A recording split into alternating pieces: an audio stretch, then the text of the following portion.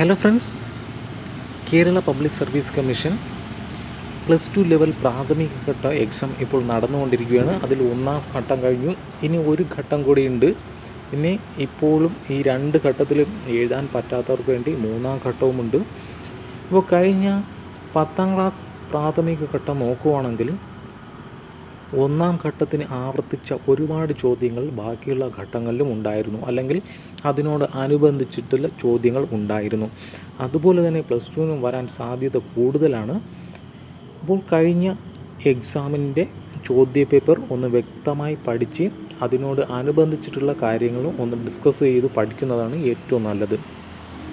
ഈ വീഡിയോയിൽ ചോദ്യപേപ്പർ ഡി അതിൻ്റെ ആദ്യ 20 ചോദ്യവും അതിനോട് വേണ്ടി വരുന്ന കുറച്ച് കാര്യങ്ങളും കൂടി ഇനി ചോദിക്കാൻ ചാൻസ് ഉള്ളതും കൂടി ഒന്ന് ഡിസ്കസ് ചെയ്ത് പഠിക്കുവാണ്. അപ്പോൾ ഒരു ചോദ്യപേപ്പർ കിട്ടുമ്പോൾ ഒന്ന് അതിനോട് അനുബന്ധിച്ചിട്ടുള്ള കാര്യങ്ങൾ കൂടി ചേർത്ത് പഠിക്കാൻ ശ്രമിക്കുക.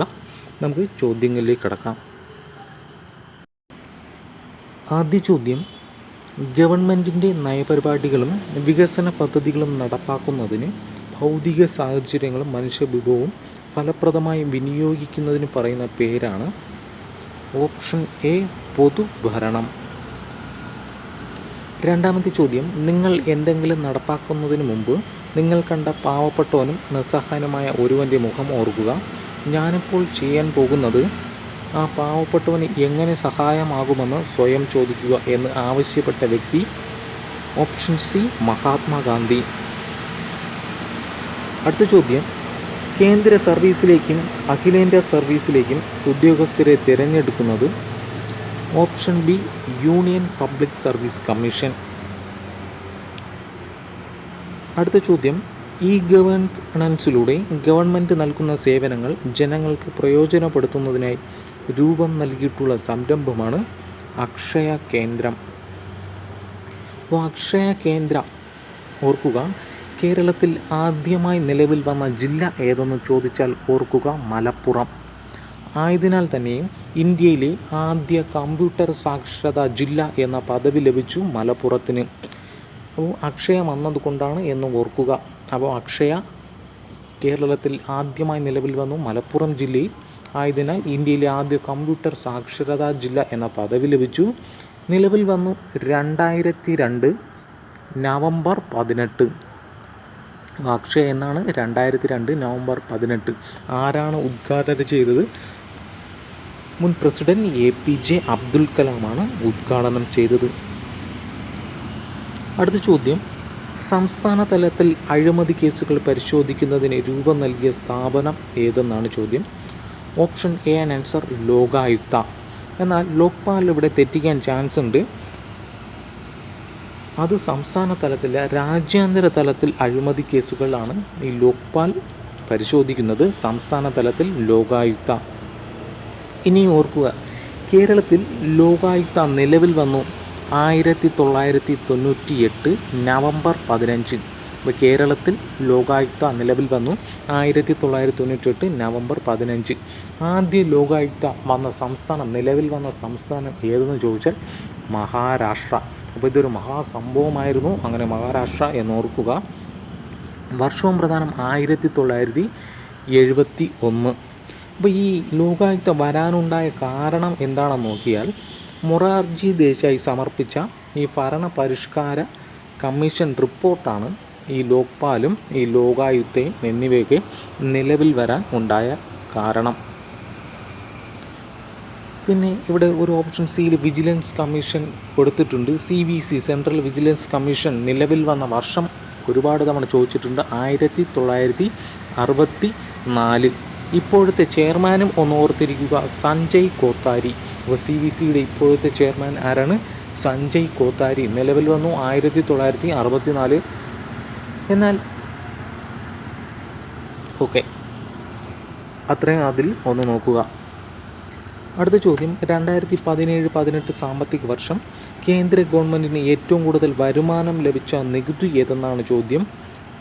ഓപ്ഷൻ ഡി കോർപ്പറേറ്റ് നികുതി. ഇവിടെ GST എന്നൊരു ഓപ്ഷൻ ഉണ്ട്. GST നിലവിൽ വന്നു 2017 ജൂലൈ 1. അപ്പോൾ അത് പകുതി കഴിഞ്ഞിട്ടാണ് ഏകദേശം തുടങ്ങിയത്. അപ്പോൾ അതുകൊണ്ടാണ് ഈ ചോദ്യം ഇങ്ങനെ വന്നത്. അപ്പോൾ ഏറ്റവും കൂടുതൽ വരുമാനം ലഭിച്ച നികുതി ഇനം കോർപ്പറേറ്റ് നികുതി. അടുത്ത ചോദ്യം, ബാങ്ക് ഓഫ് ഹിന്ദുസ്ഥാൻ ഇന്ത്യയിൽ ആരംഭിച്ച വർഷം? Option D 1770. അപ്പോൾ ഇന്ത്യയിലെ ആദ്യ ബാങ്കായിരുന്നു ഈ ബാങ്ക് ഓഫ് ഹിന്ദുസ്ഥാൻ. ഇപ്പോൾ നിലവിലില്ല. അപ്പോൾ എന്നാൽ ഇപ്പോഴത്തെ ഏറ്റവും വലുതും ഏറ്റവും പഴക്കം ചെന്നതുമായ ബാങ്ക് ഏതെന്ന് ചോദിച്ചാൽ അത് SBI ആണ്. അതും ഇവിടെ ഒന്ന് ഓർത്തിരിക്കുക. ഇനി ഇവിടെ വർഷം ചോദിച്ചു. അപ്പോൾ കുറേ ചോദിക്കുന്ന ബാങ്കുകളുടെ വർഷം ഒന്ന് ഓർക്കുക. SBI രൂപം കൊണ്ടു എന്നാണ്? 1955. എന്നാൽ ഇതിൻ്റെ തുടക്കം എന്ന് പറയുന്നത് 1806 1806 ബാങ്ക് ഓഫ് കൽക്കട്ട എന്ന് പറഞ്ഞാണ് ഈ SBI ബാങ്ക് ആരംഭിച്ചത്. പിന്നീടത് 1921 അത് ഇമ്പീരിയൽ ബാങ്ക് എന്നായി മാറി. അപ്പോൾ 1806 തുടങ്ങിയ ബാങ്ക് ഓഫ് കൽക്കട്ട 1921 ഇമ്പീരിയൽ ബാങ്കായി. ആ ഇമ്പീരിയൽ ബാങ്കാണ് 1955 SBI ആയിട്ട് മാറിയത്. ഇനി RBI രൂപം കൊണ്ടു എന്നാണ്? റിസർവ് ബാങ്ക് ഓഫ് ഇന്ത്യ 1935 വിഡ് ദിനത്തിൽ ഏപ്രിൽ 1 റിസർവ് ബാങ്ക് നിലവിൽ വന്നത്. ഇനി കാനറ ബാങ്ക് വർഷം എന്നാണ്? കാനറ ആ വാക്കിൽ തന്നെ പഠിക്കുക. കാനറ ഒരു 6 റായിൽ അവസാനിക്കുന്നു, അതുകൊണ്ട് 1906. അപ്പോൾ കാനറ എന്നാണ്? 1906. ഇനി അതേ വർഷം തന്നെയാണ് ബാങ്ക് ഓഫ് ഇന്ത്യ ബോയ് എന്നാണ്? അതേ വർഷം തന്നെയാണ് 1906. ഇനി പഞ്ചാബ് നാഷണൽ ബാങ്ക്. നമുക്കറിയാം പഞ്ചാബ് എന്ന് പറയുന്നത് 5 നദികളുടെ നാട് എന്നാണ്. അപ്പോൾ ആ 5 നിന്ന് 1 കുറച്ച് ഒന്ന് ഓർക്കുക. 5-1 കുറച്ച് ഓർക്കുക. 1894. അവസാന ലെറ്റർ ഒന്ന് ഓർക്കുക, 4. Punjab national bank 1894. ഇനി ആക്സിസ് ബാങ്ക് ഉണ്ട്. ആക്സിസ് ബാങ്ക് 1993 തൊട്ടടുത്ത വർഷം ICICI ബാങ്ക്. അപ്പോൾ ആക്സിസ് ബാങ്ക് 1993, തൊട്ടടുത്ത വർഷം ICICI ബാങ്ക് 1994. ഇനി ഫെഡറൽ ബാങ്ക് നിലവിൽ വന്നു 1931. അപ്പോൾ ഇത്രയും ബാങ്കുകളുടെ വർഷം ഒന്ന് ഓർത്തിരിക്കുക. അടുത്ത ചോദ്യം, 5 ലക്ഷം രൂപ മുതൽ 10 ലക്ഷം രൂപ വരെയുള്ള ഉപഭോക്തൃ തർക്ക പരിഹാരത്തിനായി ഉപഭോക്താർ അടയ്ക്കേണ്ട ഫീസ്? ഓപ്ഷൻ സി 400 രൂപ. അപ്പോൾ ഇവിടെയും പഠിക്കാൻ ഇച്ചിരി ഉണ്ട്. അതായത് ഉപഭോക്തൃ സംരക്ഷണ നിയമം നിലവിൽ വന്നു, കൺസ്യൂമർ ആക്ട് നിലവിൽ വന്നു. വർഷം എന്നാണ്? 1986. അപ്പോൾ കൺസ്യൂമർ ആക്ട് ഉപഭോക്തൃ സംരക്ഷണ നിയമം 1986 വർഷം ഓർക്കുക. ഇനി ആരാണ് ഇതിനു വേണ്ടി പ്രവർത്തിച്ചത്? രാജീവ് ഗാന്ധി. അപ്പോൾ ഇതിനു വേണ്ടി പ്രവർത്തിച്ചത് രാജീവ് ഗാന്ധി തന്നെയാണ്. ഇനി ഇതിൽ 2 സെക്ഷനായിട്ട് പഠിക്കുക. അതായത് പരാതി കൊടുക്കേണ്ട സ്ഥലങ്ങൾ. 20 ലക്ഷം വരെയുള്ള തുകയ്ക്കാണെങ്കിൽ ജില്ലാ ഉപഭോക്തൃ തർക്ക പരിഹാര കോടതിയിലാണ് കൊടുക്കേണ്ടത്. 20 ലക്ഷം വരെ ജില്ലാ ഉപഭോക്തൃ തർക്ക പരിഹാര കോടതി. 20 ലക്ഷം മുതൽ 1 കോടി വരെ, 20 ലക്ഷം മുതൽ 1 കോടി വരെ സംസ്ഥാന കമ്മീഷനിലാണ് കൊടുക്കുന്നത്. സംസ്ഥാന കമ്മീഷനിലും 1 കോടി മുകളിലുള്ളത് ദേശീയ കമ്മീഷനിലുമാണ് പരാതി കൊടുക്കേണ്ടത്. അപ്പോൾ ഈ 3 സ്ഥലങ്ങളൊന്ന് ഓർക്കുക. സിമ്പിളാണ്. 20 ലക്ഷം വരെ ജില്ലാ ഉപഭോക്തൃ തർക്ക പരിഹാര കോടതിയിൽ, 20 മുതൽ 1 കോടി വരെ സംസ്ഥാന കമ്മീഷനിൽ, 1 കോടിക്ക് മുകളിലാണെങ്കിൽ ദേശീയ കമ്മീഷനിൽ പരാതി കൊടുക്കണം. ഇനി ഈ ചോദ്യത്തിൻ്റെ ഈ ഫീസ് 5 ലക്ഷം രൂപ വരെയുള്ള ഇതിന് 400 രൂപ എന്ന് പറയുന്ന വകുപ്പ് ഏതാണ്? അതായത് ഉപഭോക്തൃ നിയമത്തിൽ ഈ വകുപ്പ് ഏതാണ്? വകുപ്പ് 12 പറയുന്നത്. വകുപ്പ് 12 ഈ എമൗണ്ടിനെ കുറിച്ച് പറയുന്നത്. ഈ എമൗണ്ടിൽ പറയുന്നു 1 ലക്ഷം വരെയുള്ളതിന് 100 രൂപ. 1 ലക്ഷം വരെയുള്ളതിന് 100 രൂപ. 1 മുതൽ 5 ലക്ഷം രൂപ വരെ 200 രൂപ. 1 മുതൽ 5 ലക്ഷം രൂപ വരെ 200 രൂപ. 5 ലക്ഷം മുതൽ 10 ലക്ഷം വരെ 400 രൂപ. 10 ലക്ഷം മുതൽ 20 ലക്ഷം വരെ 500 രൂപ. 50 ലക്ഷം വരെ, അതായത് 200 മുതൽ 20 മുതൽ 50 ലക്ഷം വരെ എത്ര രൂപയാണ്? 2000 രൂപ. അപ്പോൾ 50 ലക്ഷം വരെ 2000 രൂപ. പിന്നെ 1 കോടി വരെ 4000 രൂപ. 1 കോടിക്ക് മുകളിലാണെങ്കിൽ 5000 രൂപ. അപ്പോൾ ഈ എമൗണ്ട് ഒന്ന് ഓർത്തിരിക്കുക. എങ്ങനെയാണ്? 1 ലക്ഷം വരെ 100 രൂപ, സിമ്പിളാണ്. 1 ലക്ഷം വരെ 100 രൂപ, 1 മുതൽ 5 ലക്ഷം വരെ ഘട്ടമായിട്ടൊന്ന് ഓർത്തിരുന്നാൽ മതി 200 രൂപ, 5 മുതൽ 10 വർഷം വരെ 10 ലക്ഷം വരെ 400 രൂപ, 10 മുതൽ 20 ലക്ഷം വരെ 500 രൂപ, 20 ലക്ഷത്തിനും മേളിൽ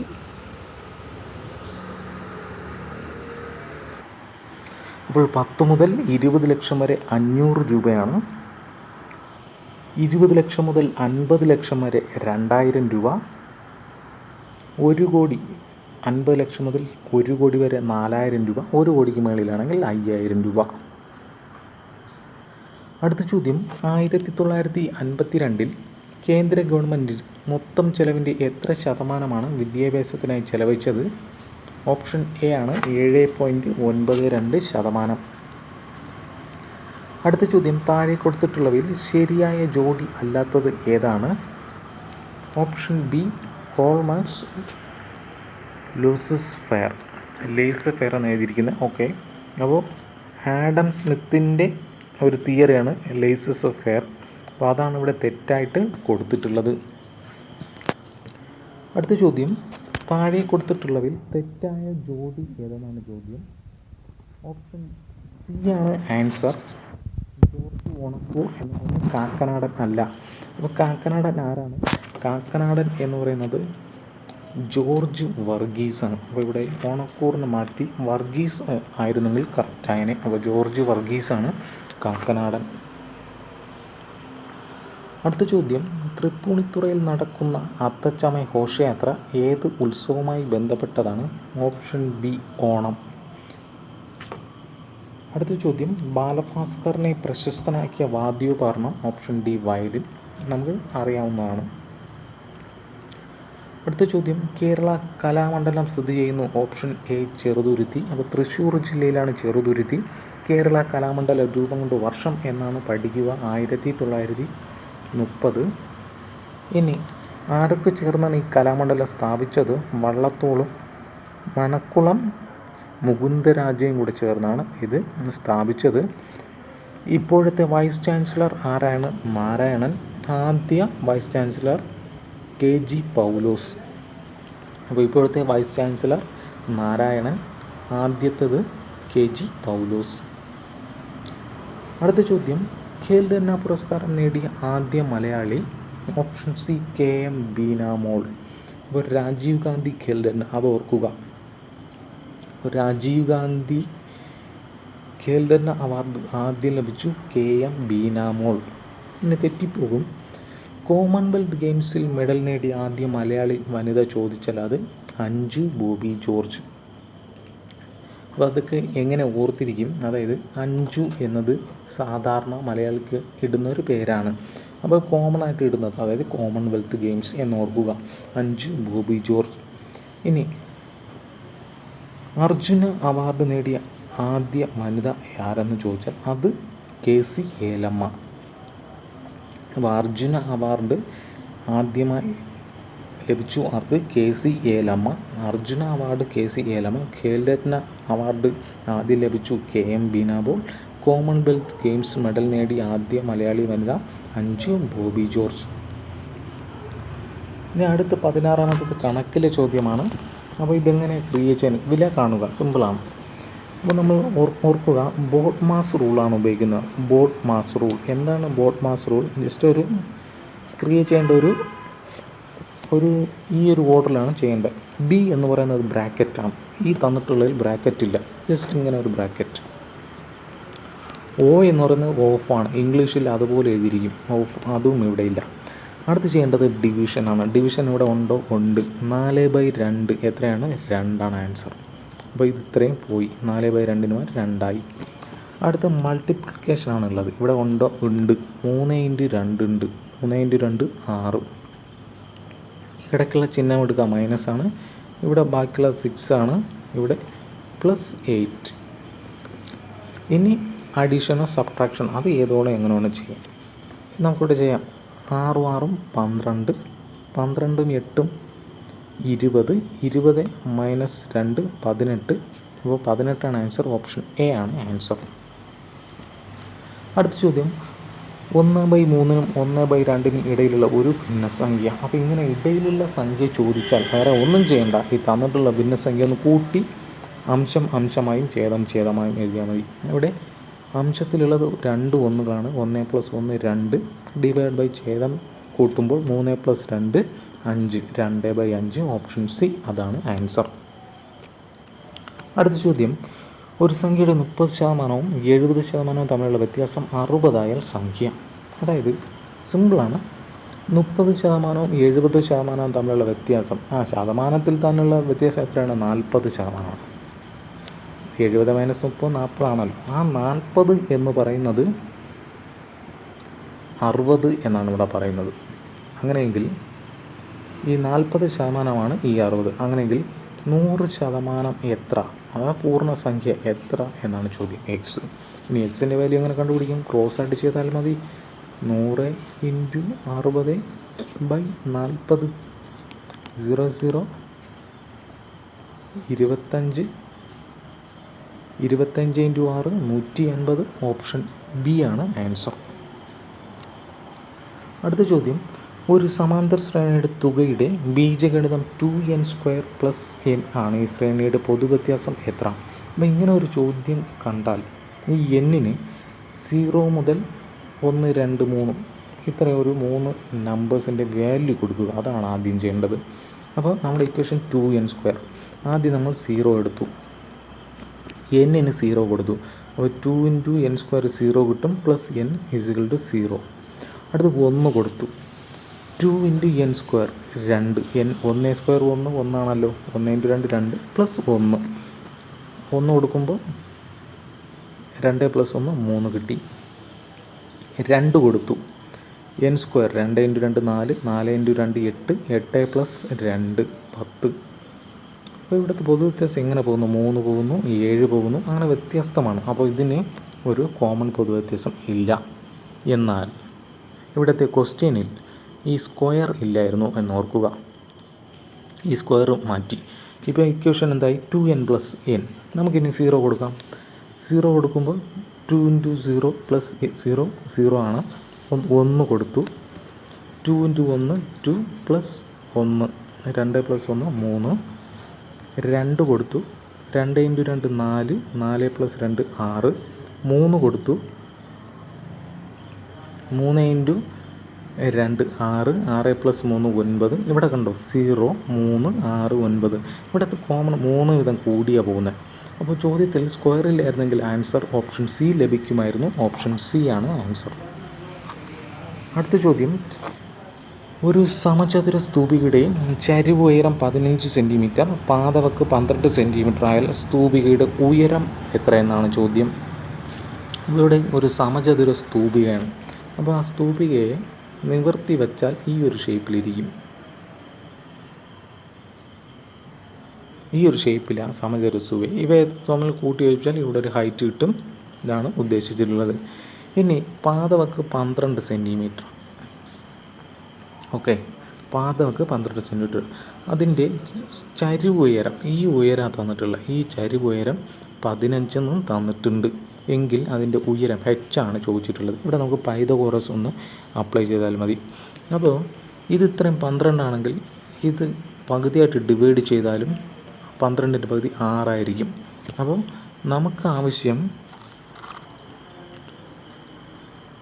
ഇത് സെൻറ്റർ പോയിൻറ്റ്, ഈ സെൻറ്ററിൽ നിന്ന് ഈ ഹൈറ്റാണ് ആവശ്യം. അപ്പോൾ ഈ ദൂരം നമുക്കറിയാം എത്ര? 6. ഈ ചരിവ് 15 എന്നും കിട്ടിയിട്ടുണ്ട്. അപ്പോൾ നമുക്ക് പൈതഗോറസ് സിദ്ധാന്തം അനുസരിച്ച് 15 കർണം, അതിൻ്റെ പാദവും ലംബവും. പൈതഗോറസ് സിദ്ധാന്തം അനുസരിച്ച് ഹൈറ്റ് കണ്ടുപിടിക്കാൻ √15² 225 മൈനസ് 6 36. അപ്പോൾ റൂട്ട് കുറയ്ക്കുമ്പോൾ നമുക്ക് 189 എന്ന് കിട്ടും. റൂട്ട് 189 അതൊന്ന് ക്രിയേറ്റ് ചെയ്തെടുത്താൽ മതി. റൂട്ടിനെ മാറ്റാം. അതെങ്ങനെയൊക്കെ ചെയ്യും? 189 എഴുതുക, വർഗ്ഗമൂലം 3 പ്രാവശ്യം 6, 3, വീണ്ടും 3, 2, 1, വീണ്ടും 3, 7. ഇനി 2, 3ൽ നിന്ന് ഒരു 3 വെളിയിലെടുത്തു. ബാക്കി കുറിച്ച് എഴുതുക. 3 ഇൻറ്റു ബാക്കിയുള്ളത് റൂട്ട് 3, 7, 21. അപ്പോൾ 3 റൂട്ട് 21 ഉണ്ടെന്ന് കിട്ടും. അതുള്ളത് ഓപ്ഷൻ ഡി ആണ് ആൻസർ. അപ്പോൾ ഈ ചോദ്യ പേപ്പറിൽ ഇത്രയുമാണ് നോക്കുന്നത്. ബാക്കിയുള്ള ചോദ്യങ്ങൾ അടുത്ത വീഡിയോയിൽ നമുക്ക് ഡിസ്കസ് ചെയ്യാം. അപ്പോൾ ഇതുപോലെ ഒന്ന് അനലൈസ് ചെയ്ത് അടുത്ത എക്സാമിന് വേണ്ടി നന്നായി പ്രിപ്പയർ ചെയ്യുക. അപ്പോൾ വീണ്ടും കാണാം. Thank you.